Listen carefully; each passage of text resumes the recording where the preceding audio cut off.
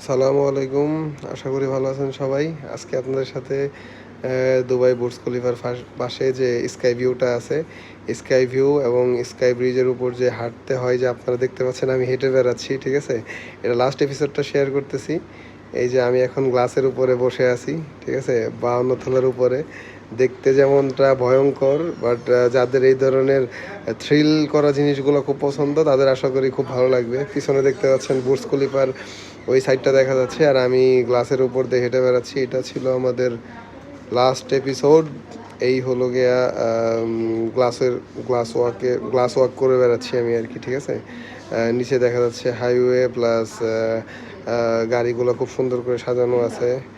আমি হেঁটে বেড়াচ্ছি। এটা আসলে অন্য একটা অনুভূতি ছিল, কারণ আমি ইউটিউবে এই ভিডিওটা আগেই দেখছিলাম যে মানুষের কাছে কতটা ভালো লাগে। তো যাই হোক, ফাইনালি আলহামদুলিল্লাহ আমার এটা সৌভাগ্য হয়েছিল এখান দিয়ে হাঁটার জন্য।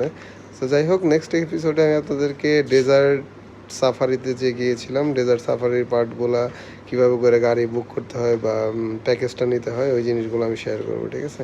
টিল দেন আমার পাশে থাকেন। আসসালামু আলাইকুম।